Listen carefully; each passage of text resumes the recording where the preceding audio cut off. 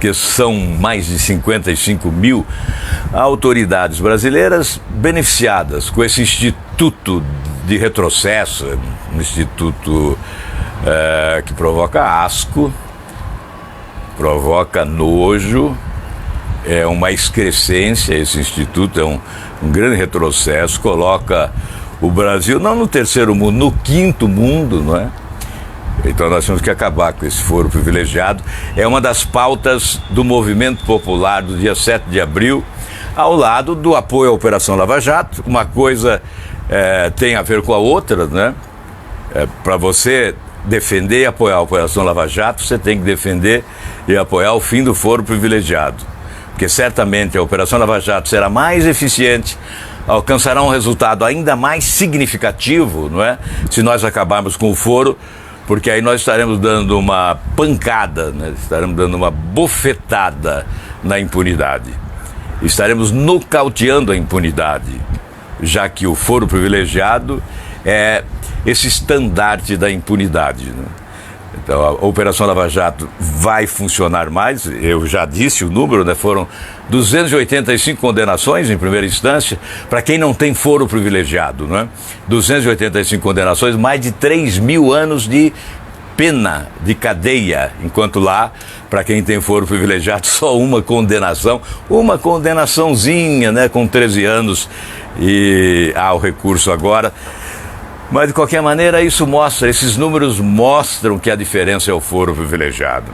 Então, nas ruas, certamente essa é a grande bandeira, o fim do foro privilegiado em apoio à Operação Lava Jato e, obviamente, na esteira disso, o apoio a todas as medidas legislativas de combate à corrupção, a todas as medidas legislativas de combate ao crime, especialmente o crime organizado, a todas as medidas legislativas de combate à violência.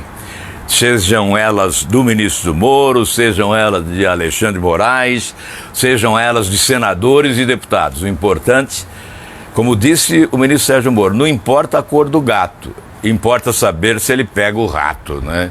Existem ratos e ratões demais no Brasil, e nós precisamos dos gatos para pegá-los, né? E é através de uma legislação mais rigorosa, mais competente, mais veemente, mais incisiva, menos interpretativa, portanto mais didática, é que nós vamos contribuir.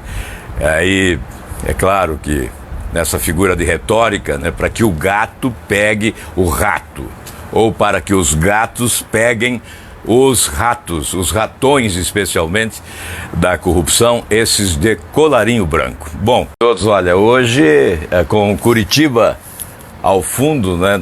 A Curitiba que completou nesse final de semana 326 anos de existência, é testemunha do que nós vamos conversar agora aqui, né? Ó, o Hugo Henrique está aqui embaixo. Mostra o Hugo aí. Olha, Hugo. Dá um oi pro pessoal. O Hugo Henrique, ontem eu tomei café da manhã com ele, não é? No Instagram, coloquei no Instagram tomando café da manhã com o Hugo, e ele bateu o recorde de comentários. Eu estou pensando que se o Hugo Henrique for candidato aqui em Curitiba, eu acho que ele ganha a eleição a vereador, né?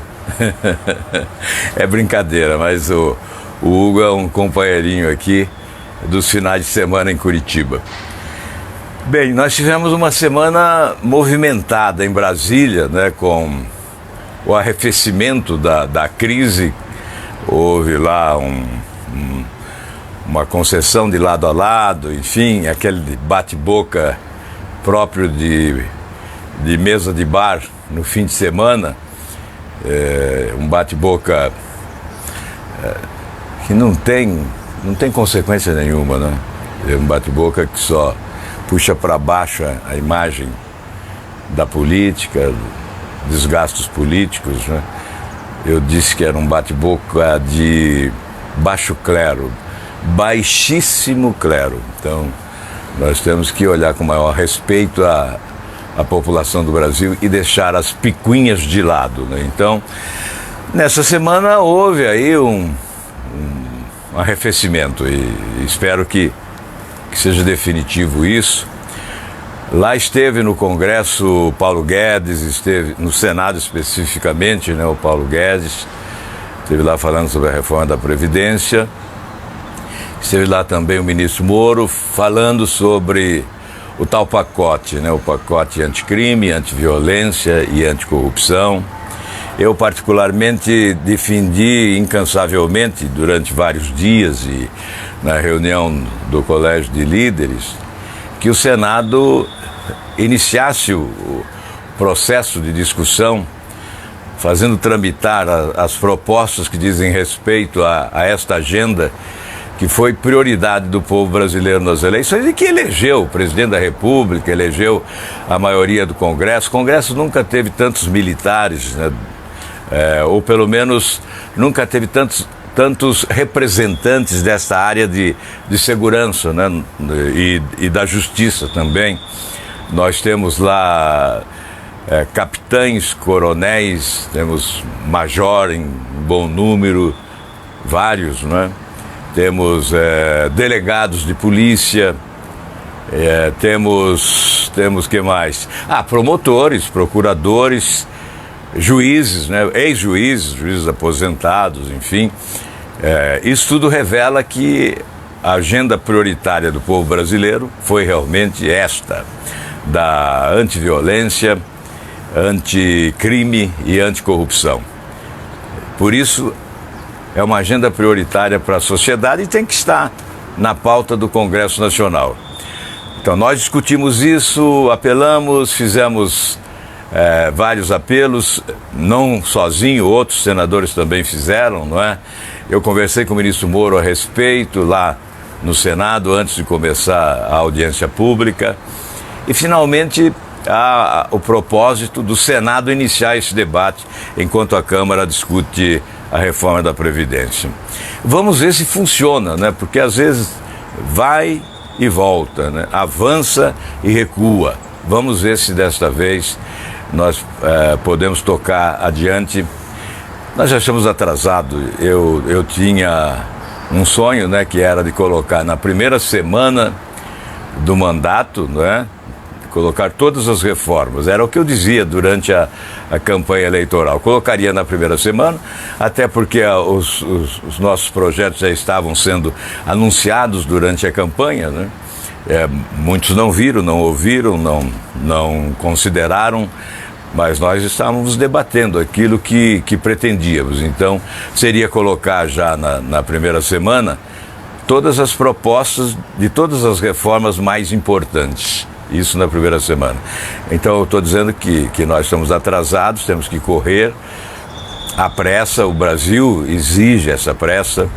No dia 7 de abril, agora, há uma convocação para uma mobilização popular nas ruas do país.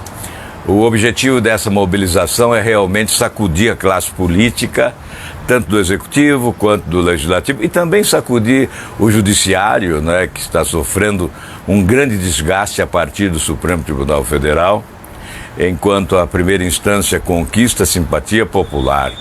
Aqui tivemos 285 condenações, Curitiba e Rio de Janeiro, e apenas uma condenação em Brasília, no Supremo Tribunal Federal, durante 5 anos. Então, a primeira instância, a justiça de primeira instância conquista simpatia popular, apoio popular, melhora a imagem da justiça no país. E nós sabemos todos, né, que é uma instituição, o Poder Judiciário, essencial ao Estado de Direito, como é o Legislativo e o Executivo, mas o Judiciário está sofrendo, a partir de Brasília, desgaste enquanto cresce em matéria de conceito na primeira e segunda instância. Nós temos que avançar e dia 7 de abril vamos ter uma grande mobilização popular.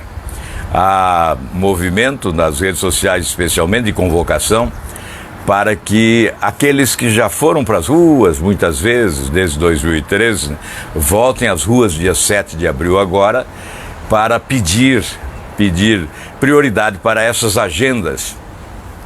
Três causas. A primeira, fim do foro privilegiado, essencial. nós não podemos nem discutir, não temos autoridade moral e política para discutir uma nova legislação criminal se nós não acabarmos, nós como senadores, como deputados federais, que somos beneficiados, queiramos ou não, somos beneficiados. Mesmo que eu queira, olha, eu não aceito o foro privilegiado. Mesmo que eu não vou dizer eu, porque eu nunca vou chegar a esse ponto, né? Você pode ter certeza disso. Nunca haverá um inquérito, nunca haverá uma denúncia a meu respeito. Mas um parlamentar que seja denunciado, mesmo que ele queira, olha, eu não quero foro privilegiado, será só demagogia se ele fizer isso, porque não há como. A legislação não possibilita você abrir mão, porque alega-se que a prerrogativa, o privilégio é da instituição. Então, o parlamentar, ele não pode abrir mão. Então, nós temos que acabar com o foro privilegiado, que são mais de 55 mil autoridades brasileiras beneficiadas com esse instituto de retrocesso, um instituto que provoca asco, provoca nojo, é uma excrescência. Esse instituto é um grande retrocesso, coloca o Brasil não no terceiro mundo, no quinto mundo, não é? Então nós temos que acabar com esse foro privilegiado. É uma das pautas do movimento popular do dia 7 de abril, ao lado do apoio à Operação Lava Jato. Uma coisa tem a ver com a outra, né? Para você defender e apoiar a Operação Lava Jato, você tem que defender e apoiar o fim do foro privilegiado. Porque certamente a Operação Lava Jato será mais eficiente, alcançará um resultado ainda mais significativo, não é? Se nós acabarmos com o foro, porque aí nós estaremos dando uma pancada, né? Estaremos dando uma bofetada na impunidade. Estaremos nocauteando a impunidade, já que o foro privilegiado é esse estandarte da impunidade, né? Então, a Operação Lava Jato vai funcionar mais. Eu já disse o número, né? Foram 285 condenações em primeira instância, para quem não tem foro privilegiado, né? 285 condenações, mais de 3 mil anos de pena, de cadeia, enquanto lá, para quem tem foro privilegiado, só uma condenaçãozinha, né? Com 13 anos, e há o recurso agora. Mas, de qualquer maneira, esses números mostram que a diferença é o foro privilegiado. Então, nas ruas, certamente essa é a grande bandeira, o fim do foro privilegiado, em apoio à Operação Lava Jato e, obviamente, na esteira disso, o apoio a todas as medidas legislativas de combate à corrupção, a todas as medidas legislativas de combate ao crime, especialmente o crime organizado, a todas as medidas legislativas de combate à violência. Sejam elas do ministro Moro, sejam elas de Alexandre Moraes, sejam elas de senadores e deputados. O importante, como disse o ministro Sérgio Moro, não importa a cor do gato, importa saber se ele pega o rato, né?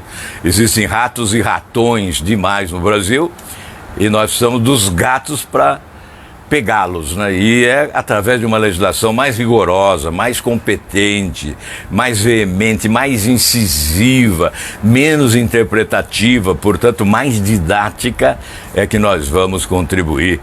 Aí, é claro que nessa figura de retórica, né, para que o gato pegue o rato, ou para que os gatos peguem os ratos, os ratões especialmente da corrupção, esses de colarinho branco. Bom, para não dizer que não falamos de reforma da Previdência, vamos falar.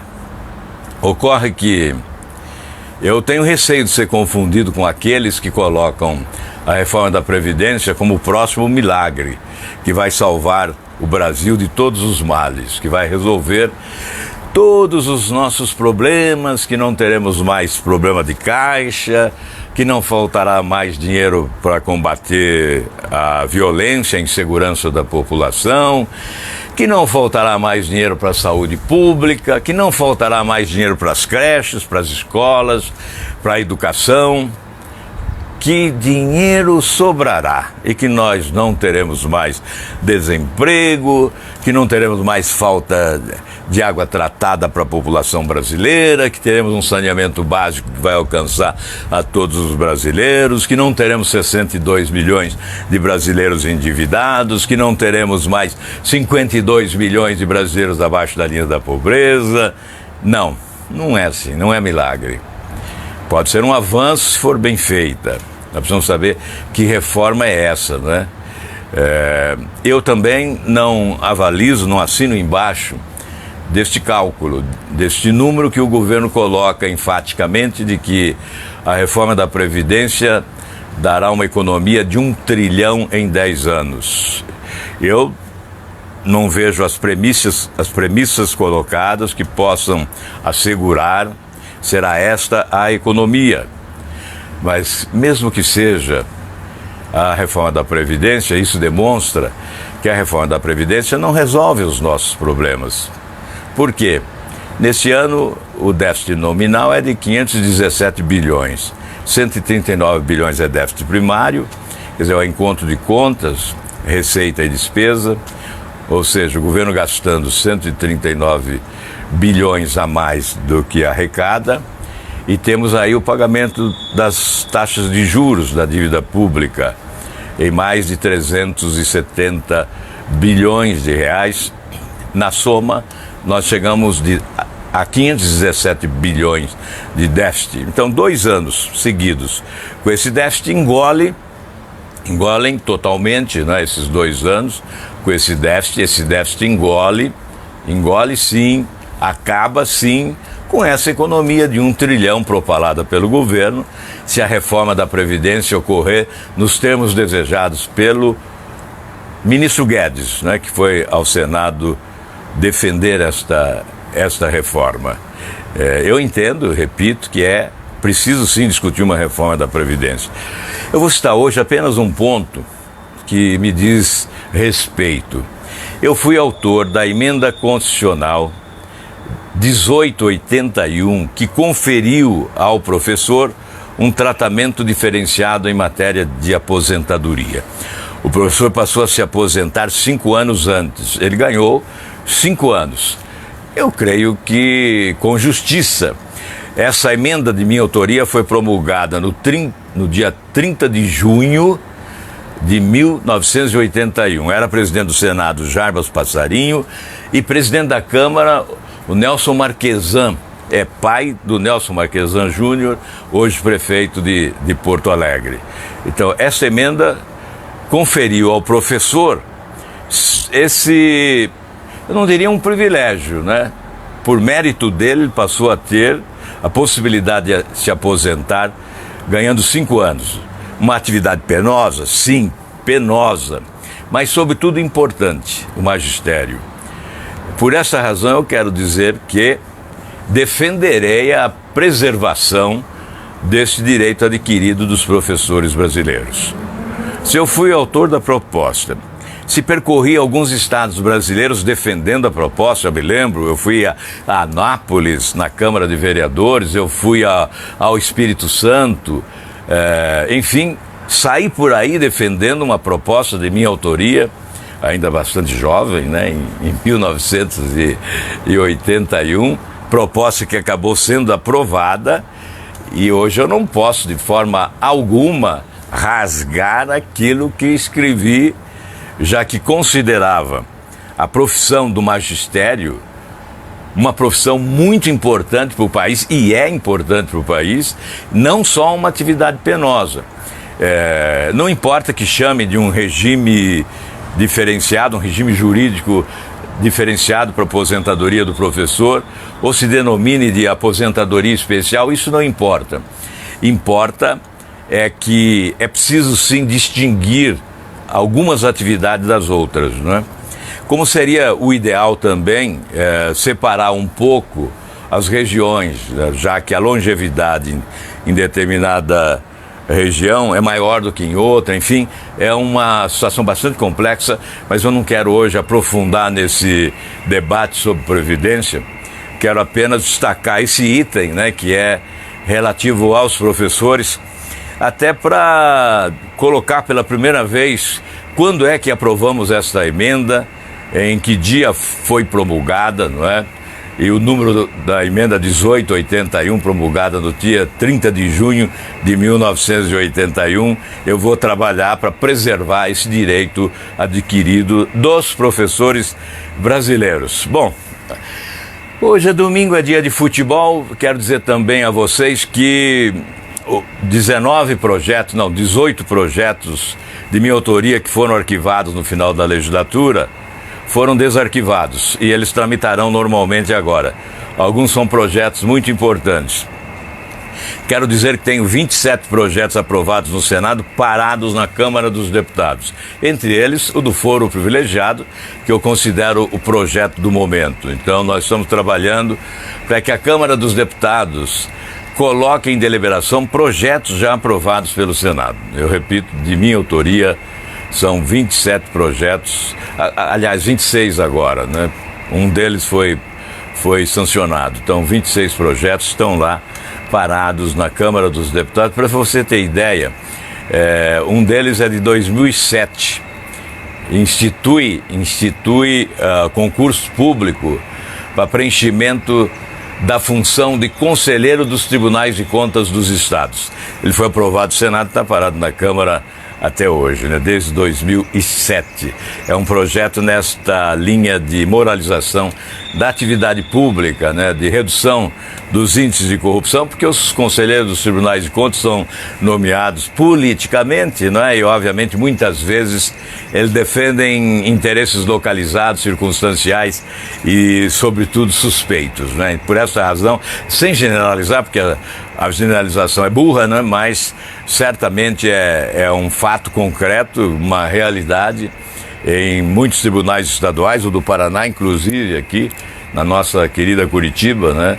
O nosso tribunal também tem lá políticos nomeados. Eu próprio, como governador, nomeei um conselheiro, né? Então, essa prática da nomeação política, ela não é correta, ela não contribui para que o talento, a qualificação técnica e, sobretudo, a probidade possa prevalecer. Então, são projetos que estão lá. E nós queremos, eu repito, dar prioridade a projetos essenciais para o futuro do país. Apresentei também, nestes dias, um projeto na esteira do que se deseja de reforma do sistema federativo, um novo pacto federativo, para facilitar a vida dos municípios e dos estados, a vida que foi dificultada com ações do governo da União que prejudicam tremendamente os municípios e os estados. Mas é uma conversa longa, não vamos nesse domingo. Eu apenas me lembrei do desarquivamento dos projetos de lei, porque desarquivamos um projeto de minha autoria que diz respeito à CBF. Eu estava dizendo, hoje é domingo, é dia de futebol, aí há decisões do Campeonato Paulista, Campeonato Carioca, Mineiro, Gaúcho, etc., né? Estamos na fase das decisões dos campeonatos estaduais e, no caso de São Paulo, semifinal. Eu queria dizer a vocês que desarquivamos, né, no plenário do Senado, um projeto que legisla sobre o desporto, transformando a CBF numa espécie de paraestatal, ou seja, uma instituição sujeita à fiscalização do Tribunal de Contas, já que trabalha com recursos oriundos da seleção nacional, que nós consideramos patrimônio cultural do povo brasileiro, e há um projeto também de minha autoria, transformando a seleção brasileira em patrimônio cultural, exatamente para possibilitar, né, a normatização da administração da CBF com uma regulamentação rigorosa que vai exigir transparência, auditorias, prestação de contas, fiscalização do Tribunal de Contas da União, publicidade dos atos praticados, conta única, comunicação ao COAF, que é uma exigência já dos bancos, não é? Mas isso estará colocado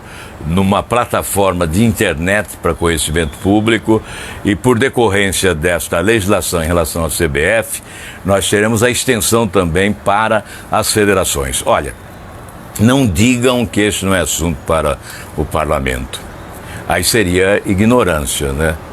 Aliás, dizem que Deus limitou a inteligência e liberou a ignorância, mas todos os que me acompanham aqui diariamente são pessoas inteligentes, lúcidas, e por isso eu não me preocupo ao tratar desses temas, porque eu sei que haverá a compreensão. O mundo faz girar em torno do futebol bilhões de dólares. Eu me lembro que quando tive a iniciativa de propor a CPI do futebol no Senado, em 2001, o cálculo era de que 250 bilhões de dólares eram mobilizados e movimentavam-se em torno do futebol. Hoje é muito mais do que isso, muito mais. Eu não sei avaliar quanto se movimenta em torno do futebol mundial, ou seja, geração de emprego, renda, receita pública, uma atividade essencialmente econômica. E nós temos aqui no Brasil matéria-prima, temos uma população apaixonada pelo futebol. Então, sem dúvida, pode ser um grande instrumento de enriquecimento do país, de desenvolvimento econômico, e nós não podemos descuidar disso. Nós precisamos instrumentalizar a gestão do futebol para que ela se torne mais correta, menos corrupta, e com isso o país possa atrair mais recursos. Eu conversando aqui com dirigentes do futebol, ainda essa semana o Wagner Mancini me telefonou, que é técnico do São Paulo hoje, dizendo que gostaria de levar os principais técnicos do Brasil, Filipão, Parreira, Luxemburgo, o Tite, o Carille, levar todos a Brasília para apoiar esse projeto nosso que diz respeito à CBF. Veja que há uma preocupação dos que militam na área do futebol, que sabem que a corrupção está presente, não é? E que a ausência de transparência é um mal. E, obviamente, nós que somos brasileiros, que não estamos militando no mundo do futebol, mas que gostamos de futebol, gostamos mais do que de futebol do Brasil e queremos o bem do nosso país. Por isso, instrumentalizar a gestão do futebol no país para que o Brasil ganhe mais com isso, atraia sim recursos externos. Eu estava dizendo que cartolas dizem que existem fundos de investimentos, que existem investidores para o futebol brasileiro do mundo que viriam para o Brasil se nós nos tornássemos mais sérios em matéria de administrarmos o nosso futebol, não só com competência, mas também com seriedade, com honestidade. Os cartolas brasileiros nos envergonharam mundialmente. Temos um cartola preso lá em Nova York, outro já foi preso, acho que já faleceu, enfim. Nós temos gente sendo processada, gente que não pode sair do país, senão a Interpol pega. Tudo isso é uma vergonha, né? E isso atrapalha o desenvolvimento econômico do Brasil, porque isso afugenta investimentos que poderiam chegar ao nosso país. É por isso que eu estou trabalhando nisso também. Está lá o projeto, até estou pedindo agora ao Cajuru, que gosta muito de futebol, né, que sempre foi cronista esportivo e conhece, né, sabe da corrupção que há no futebol. Estou pedindo a ele que seja relator, porque já passou pela Comissão de Educação, foi aprovado, e agora deve estar na Comissão de Justiça. Estou pedindo ao Cajuru, senador agora, que avoque para si a responsabilidade de relatar esse projeto. Enfim, falei um pouquinho aí de futebol no final para desanuviar um pouco, porque os temas são muito carregados, né? Olhe para Curitiba, veja aí uma cidade que não para de crescer, né? Já foi lá a arena do Atlético ali, ó. Aquele prédio lá no fundo, né, com lajotas brancas, é o estádio do Atlético Paranaense. Do Atlético Paranaense, um dos estádios mais bonitos do Brasil. Estádio modelo.